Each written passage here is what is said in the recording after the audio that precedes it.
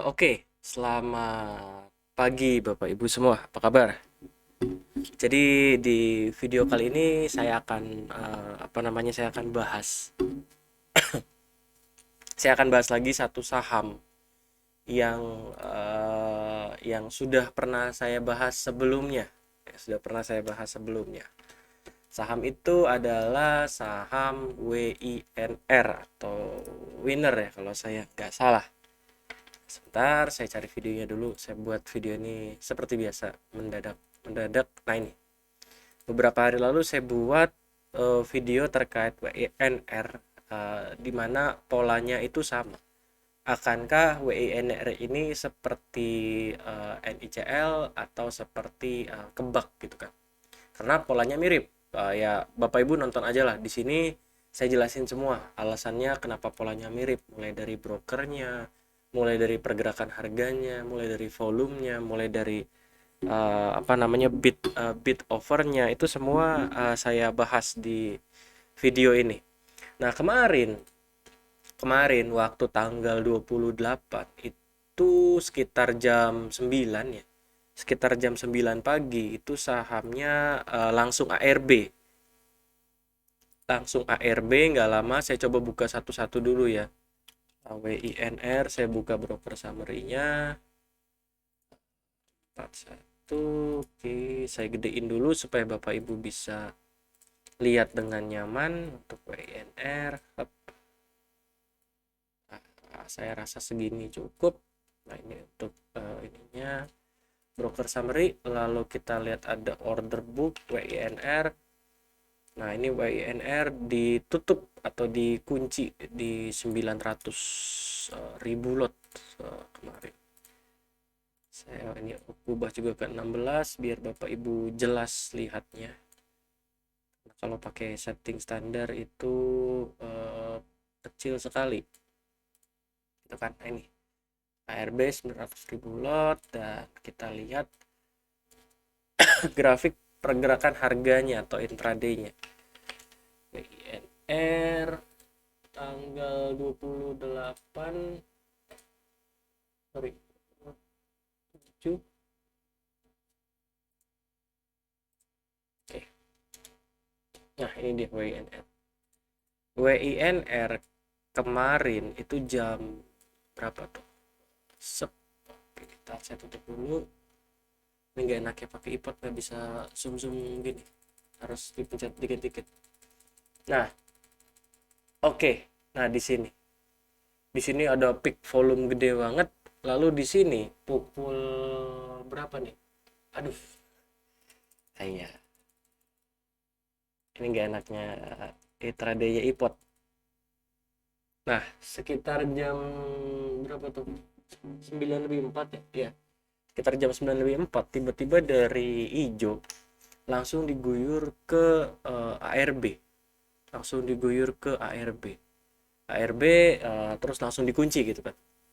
Ya ini polanya mirip banget sama saham Kebak dan NICL kalau Bapak Ibu ingat dulu waktu mereka awal-awal masih IPO.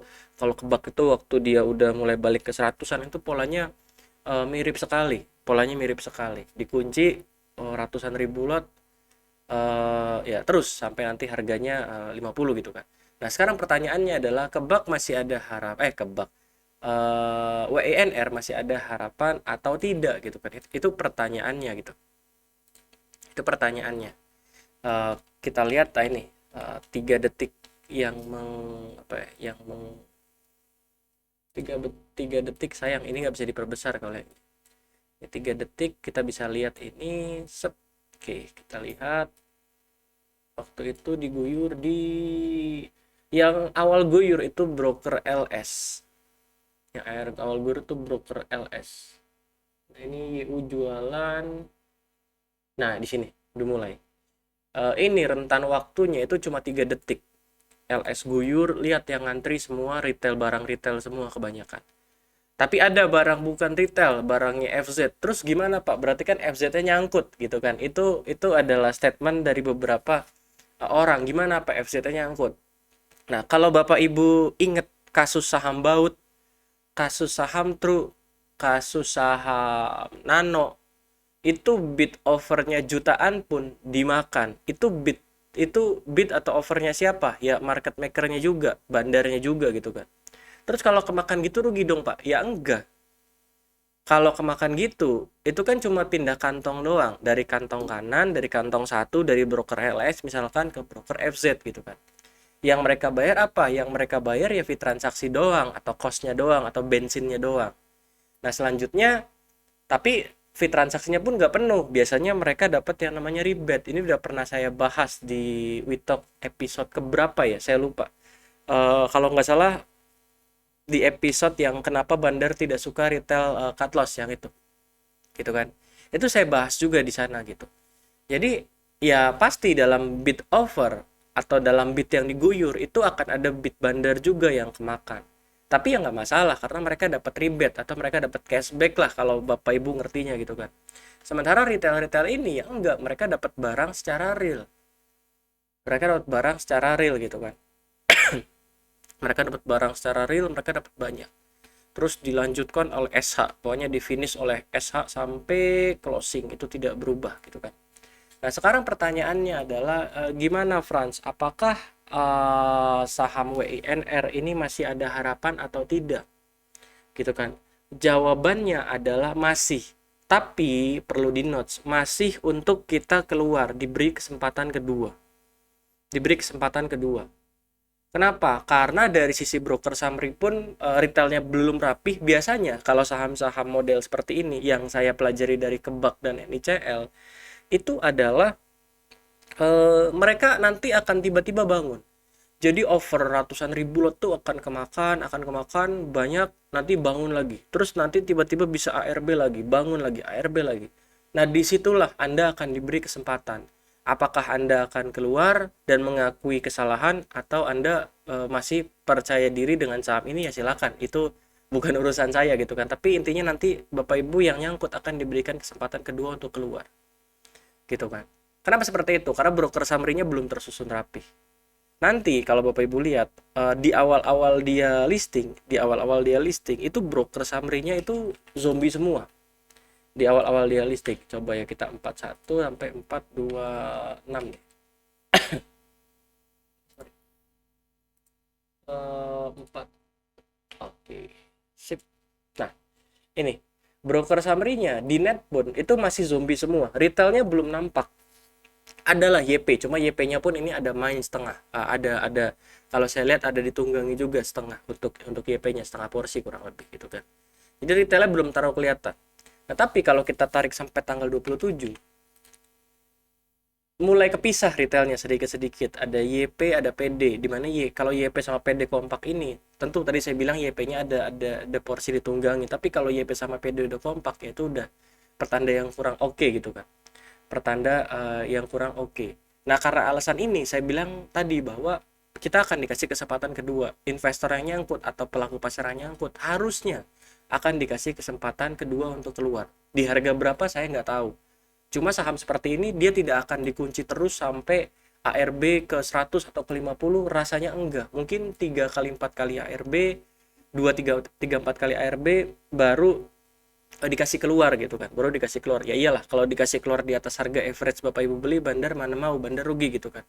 Kalau mau sok keluar cut loss gitu, gue nampung lagi gitu. Seperti itu. Nanti ya polanya akan sama. Polanya akan sama. Nah, saran dari saya adalah kalau Bapak Ibu memang mau trading, memanfaatkan volatility harga dari WINR ini silakan. Tapi pesan saya satu, jangan ditinggal. Jangan ditinggal. Karena saham seperti ini, Bapak Ibu ninggal 1 menit aja itu udah bisa ARB. Contohnya Bapak Ibu tadi lihat kan, hanya dalam waktu 3 detik bid yang ratusan ribu lot itu hilang semua atau kemakan semua dan langsung ARB sahamnya gitu kan. Nah, ya jadi kalau Bapak Ibu mau trading di sini ya silakan. Tapi pesan saya satu, jangan ditinggal atau hati-hati aja karena polanya seperti ini. Kalau saya pribadi saya tetap nggak akan beli saham ini. Mau nanti saham ini diangkat lagi atau gimana saya tetap nggak akan beli. Kenapa? Ya karena dari awal saya udah lihat bahwa saham ini nggak menarik. Ngapain beli saham yang pergerakannya sangat volatile seperti ini gitu. yang tiba-tiba kalau volatilenya masih kayak tangga mah oke lah, saya masih bisa terima gitu kan.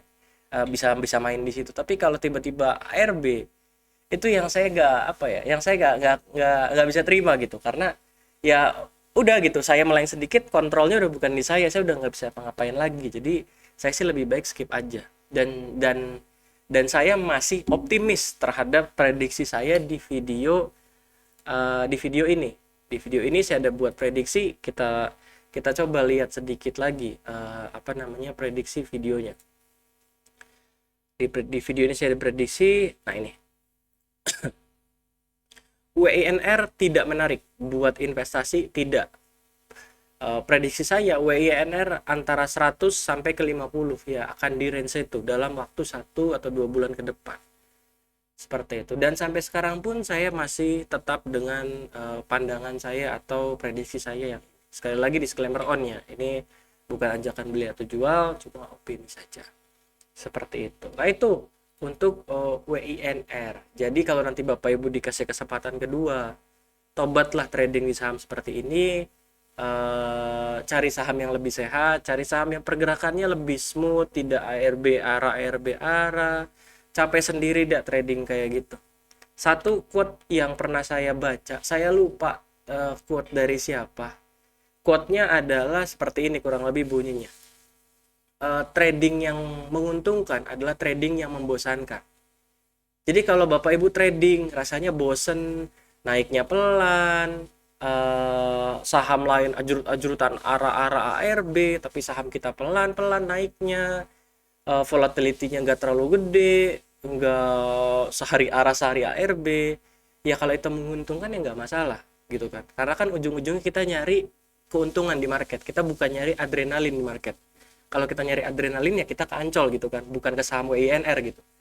Kecuali malas ke Ancol beli saham WINR ya mungkin bisa gitu untuk naikin adrenalin gitu. Seperti itu. Gitu Bapak Ibu untuk saham WINR. Semoga bermanfaat. Pesan saya hati-hati. Jangan sampai kekunci ARB lagi. Bapak Ibu sekarang udah tahu kan polanya seperti apa. Udah dikasih tunjuk juga tuh sama bandarnya, langsung dibanting selesai gitu kan. Kalau nanti dia tiba-tiba liquid lagi, jadi hijau lagi, jadi menarik lagi, hati-hati. Hal yang sama akan bisa terjadi, dibanting dalam waktu detikan. Dalam kurun waktu detik bisa dibanting. Seperti itu Bapak Ibu. Oke, semoga bermanfaat. Sampai ketemu di video selanjutnya. Terima kasih.